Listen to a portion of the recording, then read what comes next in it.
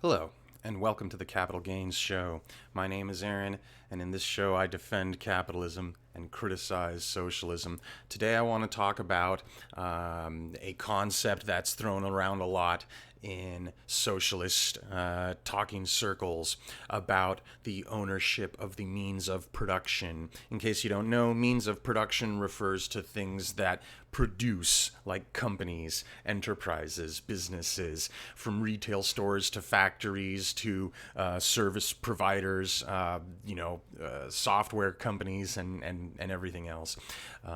Socialists claim very loudly that capitalism does not give ownership of the means of production to the workers. Socialists claim that socialism will give more ownership of the means of productions to the workers. First of all, the socialists say that ownership of the means of production is something desirable for workers to have, that it should be given to the workers, and that socialism is going to provide it to a greater degree than capitalism does.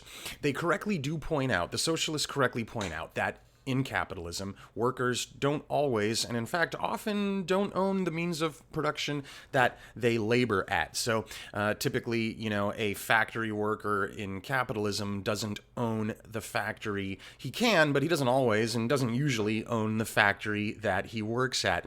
Socialists also complain that ownership of the means of production is often given to people who don't own or who don't work at a particular company. So sometimes someone can own a company even though they don't work at it. They say that that's a bad thing. Socialists say that the solution to these problems are to mandate, under penalty of law, for every worker to be an owner of the means of production. Now, a market socialist will say, hey, look, it should be mandatory for workers to own the means of production that they work at.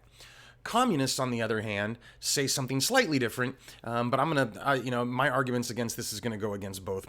Communists say that the ownership of the means of production should be universal among everybody, equally distributed. So if you've got a society with 1 million people and there's a car factory that has 100 workers in it, the communists say that all 1 million people should own the factory where 100 workers work. Market socialists, on the other hand, say, okay, if you've got the 1 million people and 100 people work in one car factory, then that car factory should only be owned by the 100 people that work in it, not the entire 1 million, you see. So there's a slight distinction there. But regardless, both the market socialists and the communists say that the workers should own the means of production. They just disagree a little bit about how that is applied. So basically, the communists are saying that ownership should be universal. The market socialists say that it should be illegal for companies to be owned by anyone who doesn't work at the company. So you've got a little bit of a difference there, but both of the market socialists and the communists claim that their system of mandates and prohibitions on property ownership are not only morally superior, but will also produce superior economic results for the common man, for the average Joe. Well, guess what? The Capital Gains Show disagrees on both counts. Let me tell you why. Socialism's idea of ownership of the means of production is very limited and constrained for the worker. It gives workers less, not more, control over the ownership of the means of production than capitalism does. Under market socialism, as a worker, you're forced to have liability ownership of the place that you work at, which means you're exposed to a greater risk of personal loss if the company does poorly. If the company has more resource expenditures than it takes in terms of payments or sales or what have you, in terms of inputs, then the company operates at a loss. And as an owner, that means you don't get paid. That means you don't eat. When the losses get big enough, you won't be able to meet payroll. As an owner, you're going to, eat dirt, basically. You're not going to be protected by a contracted wage. Bills and payrolls get paid. before owners do. So what that means is that the worker-owned factory, if it's not doing well financially, if it's not operating in the black and it's operating in the red instead, then it's going to be paying its contractors, it's going to be paying its suppliers, it's going to be, paying the vendors, the third-party entities that are trading or giving stuff to them, and so then so the non-owners are going to get paid before the owners do. There's a big risk that people don't appreciate when it comes to ownership of the means of production, and in fact, it's very common for businesses to operate at a loss, at least initially, and when you have investors that are absorbing that loss while the workers get paid, you know what, that insulates the worker, that protects the worker. You get paid up front a contracted wage. In a situation like that, under capitalism, if a company goes under and goes bankrupt, well, the worker loses his job, but the worker is not liable for the debts incurred from the loss-making entity. Whereas if the worker is an owner, then he does become liable for those losses when the company goes under. And man, it'll be a lot messier when you're liable for the losses than when you're not, and you're just a contracted worker with a agreed upon upfront wage. So liability ownership is a double-edged sword, okay? It's good and it's bad, and a lot of times it can be more trouble than it's worth, especially if you're not a person that already has a lot of wealth accumulated and you can't afford to operate on a personal loss for a long period of time like an investor can. An investor who has money accumulated can go for a while without earning a paycheck, or can go for a while, a long time without earning a buck, because he's not going to have an empty bank account, and he'll still be able to feed himself. So he can take more risk than a worker can take generally. He can take more risk than someone who doesn't have a lot of wealth accumulated. So that's why wages and getting paid up front can be a benefit, can be an insulator from risk, can be an insulator from destitution and from poverty. Now, under communism, it's a little bit different. Everyone owns all the means of production equally, even the ones they don't work at. The enterprise you work at is then dictated to by the voting horde at large. The voting horde is the ultimate decision maker on what happens at your enterprise, not you, not the worker. That's actually there. And it's really easy in a society of 1 million people. It's really easy for the factory with 100 workers in it to get outvoted by the popular opinion, even if the popular opinion is wrong. So under communism, where the ownership of the means of production is universal and spread around equally, it's the ultimate instantiation of absentee landlordism. Nobody owns anything in that case, right? Instead, everything is owned and controlled by the winner-take-all monopolized majority vote, the popular opinion, in other words. So it's not really a satisfying way to run things, because what happens is each individual company is going to get bossed around and told what to do by the popular opinion voting horde at large. That's not the path to prosperity. That's not the path to fair pay for workers. That's not the path to encouraging investment, or encouraging risk-taking, encouraging new ventures, encouraging the attempt of new ideas. Well, popular opinion is often wrong, and popular opinion is usually one step behind the times. Popular opinion usually doesn't see what the visionary sees, and popular opinion will be a wet blanket on acts of vision, on acts of entrepreneurship under communism. Now, in a market socialist kind of society, market socialist kind of economy, as a worker, you're not allowed to own any other means of production except the one you work at. You're not allowed to invest in a company that you favor. You're not allowed to make a choice as to what companies you own outside of where you work. You can't toss in more of your personal savings into a startup that your friend or your relative is creating. You can't become a shareholder in some company that you're interested in. You have to go work there, or that's it. You can't take a risk in that way. You can't take a venture that way. You can't trade your means of production. You can't buy means of production that you don't already own, and you can't sell the means of production that you do own. You own it in name only. You can't actually exercise that ownership in any meaningful way. And if you get caught trying to obtain ownership at a company you don't work at by investing in it, or giving it resources in exchange for shares, a share of ownership. You risk persecution. You risk having your property seized.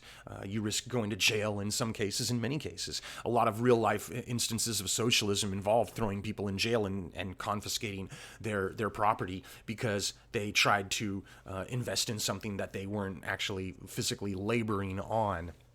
Now imagine nobody was allowed to invest in Apple. No one was allowed to invest in Tesla. No one was allowed to invest in Amazon. Imagine if no one was allowed to invest in their daughter's business venture, their daughter's startup. What if your daughter makes starting up a new fashion company or a new makeup company or a new software company, and she needs just a little bit of capital? Maybe she tells her relatives about this new venture that she's doing, and her relatives, her parents or her cousins or grandparents or whatever, believe in her, and they want to invest and become a part owner and help it succeed. Imagine if that was banned. That's very harmful for small business. That's very harmful for entrepreneurial activity. It's very harmful for new innovative entities from forming. It very much inhibits the ability for capital and labor to be efficiently allocated and wisely disposed of. So how would that benefit, banning that kind of thing, banning the outside investment, mechanism? How would that benefit people as a whole when it's prohibited under penalty of law from investing in all these things? You're not going to have all these new, cool, innovative startups that shake up the industry. You're not going to have a Steve Jobs or a Steve Wozniak making Apple computers and shaking up the personal, revolutionizing really, the personal computer market. What kind of penalty would you get for investing in those kind of places under socialism, right? You go to the gulag, get your shares confiscated, get the company confiscated and shut down. So in a socialist society, there's going to be a lot of exemptions that have to be made when it comes to worker ownership. And I'll tell you why, especially when it comes to things like temporary labor. Imagine a world where a plumber is not allowed to unclog a sink unless he owns the sink. Imagine a world where a painter is not allowed to paint a building unless he owns the building. It's kind of absurd. So socialists even recognize that. So what they do is they say, okay, there's going to be an exemption. Painters are allowed to paint buildings they don't own. Plumbers are allowed to fix sinks that they don't own. And what we'll say instead to justify it is we're going to say, oh, the plumber owns the plumbing company and the painter owns the painting company. Now, because the plumbing company can just go and fix sinks it doesn't own, and the painting company can just go and paint buildings that it doesn't own. Okay, so if you take that logic, you say, look, if it applies to plumbers and painters, in order to avoid the special pleading fallacy, the trying to make a false exemption for your favorite category, the only logical thing to do would be to say, okay, look, if a plumber can own a plumbing company and work on sinks that he doesn't own, then a burger flipper can own a burger flipping company and flip burgers on a grill that he doesn't own. So now you can have burger flippers who work at McDonald's and they don't own the McDonald's franchise location. They just own their own burger flipping company on an individual level, and they flip burgers using spatulas and grills that they don't own. So, of course, a socialist is going to be far more likely to object to that burger flipping arrangement than to the plumber or painter arrangement. And then that's when you reveal the special pleading fallacy. Oh, my favorite entities, my favorite organizations, my favorite categories are going to be exempted, and I'll let the ownership of the individual company just, fall on the laborer. But then when it comes to burger flippers in a restaurant, oh, I don't find that acceptable. We're not going to allow that, to happen there. So it's a double standard, and it's logically internally inconsistent. Sometimes they'll say, oh, well, it's temporary. Painting a building is temporary. Fixing a sink is temporary, but flipping burgers at a grill is full time. So you find yourself in absurd situations though, because what happens if there's a company? What if a company needs a burger flipper for just 1 week, but they need a painter to paint for 2 years? Maybe the building's really big. Maybe they own a lot of buildings. There's a lot of facilities, and the painter is going to require 2 years of time to paint all the buildings. But maybe for some reason they just need a temporary burger flipper for a short term, for a week or two. And then in that case, the argument, oh, painting is temporary, but burger flipping is permanent. It gets flipped. Now the painting is closer to permanent, and the burger flipping is closer to temporary. And then in that case, are you going to make an exemption to your exemption? Are you going to make are you going to waive your own rule waiver? What you're going to end up doing is you're going to end up having a situation where all these kind of exemptions and permits and allowances are going to have to be made left and right. So you're going to end up with like a big labor permitting ministry that issues permits on what kind of labor is allowed and what kind of labor is not allowed to be temporary, what kind of ownership, self-ownership of a plumber company or a painter company or a burger flipping company, what's allowed and what's not, and all these categories. It's going to be madness. It's a regulatory nightmare, paperwork nightmare. It's death by paperwork, economically speaking.